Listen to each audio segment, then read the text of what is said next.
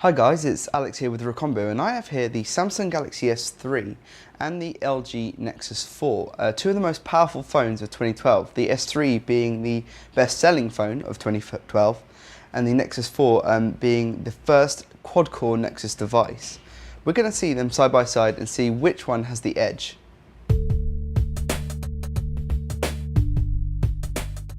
For starters, we have the Samsung Galaxy S3 with this 4.8-inch display and a predominantly plastic construction.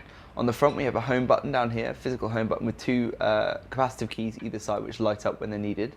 There's a earpiece up the top and a 1.9 megapixel front-facing camera. Around the edge you'll see this chrome band, which is really quite nice. It adds a lot of class to the design despite it also being plastic, as the entire construction of the phone is. There's a lock key here and a volume rocker here. And on the back we have a removable back panel with an LED flash, an 8 megapixel camera and a loudspeaker, and underneath the back panel we have a removable battery and room for a micro SD card, which is expandable up to 64 gigabytes on top of the internal memory, which is quite impressive. It gives a lot of versatility to this phone.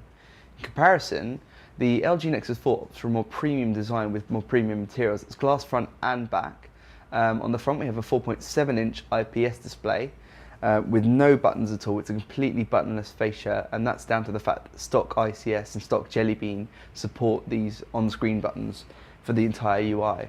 There's also a 1.3 megapixel front-facing camera here, and again we have a chrome strip around the edge, which is a shiny chrome this time. It's very, very nice, as well as a chromed lock key and a chromed volume key.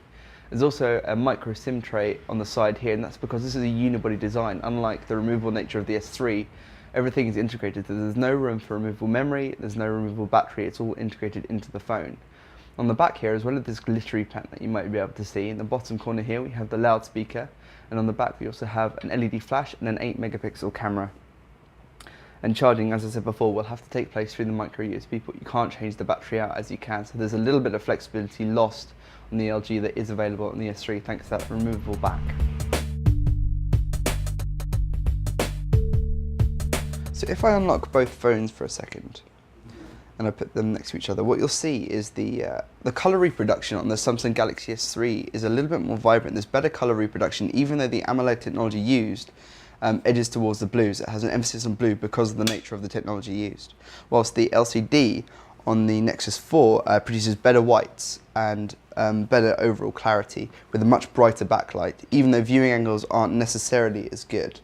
The Galaxy S3's display is actually a 4.8-inch 720p Super AMOLED, HD Super AMOLED display, whilst the Nexus 4 utilises, just go back there, a 4.7-inch WXGA resolution display using IPS Plus technology. So we have AMOLED and LCD, which is why we can speak for that different balance in whites and blacks, as well as brightness on the LCD screen.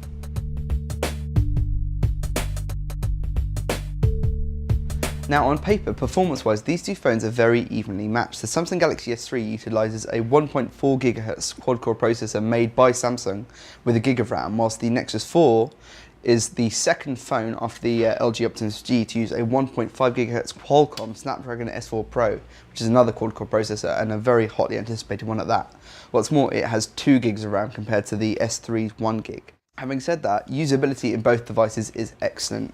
Navigating the UI using Jelly Bean 4.2 with, of course, Project Butter on the LG means that the UI in terms of application, opening, navigation, in the application drawer here you can see it's extremely fast and fluid.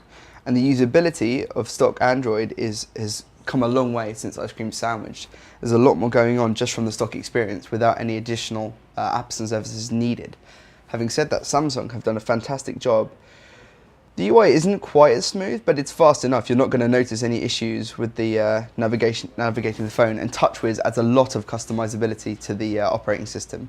It's insane how many things you can tweak and change to your heart's content, so there's a lot more going on out of the box with the S3 compared to the stock experience, which you'd have to customize with third-party applications and widgets over time.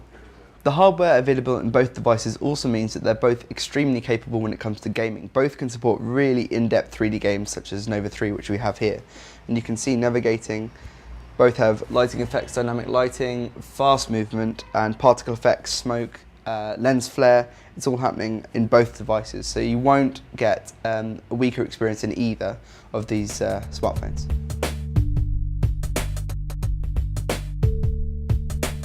It's difficult to say that one of these devices is finitely better than the other. Both have excellent hardware and a really well-rounded user experience, and they'll both age gracefully going into 2013.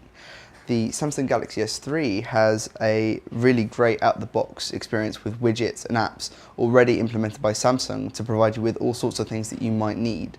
If that's too much, then the Nexus 4's more minimalist take on Android will offer those who like to tinker and tweak a lot more freedom because they can choose whatever they want. In terms of price, both are available in 16 gigs and the prices isn't too dissimilar. The older Samsung Galaxy S3 has now dropped down to around £380 to £400 SIM-free, whilst the LTE version with the extra gig of RAM is probably about £100 more. If you're able to get it from Google, the Nexus 4 can be had for about £279, but if you can't get it directly, and it's very hard to, then it's available elsewhere for closer to £489. So it depends where you buy these devices from and which model you go for, but they're both excellent and they both have their own strengths. If you have any questions, drop us a comment below, and if you want to find out more, head to recombi.com/mobile or click the link in the description.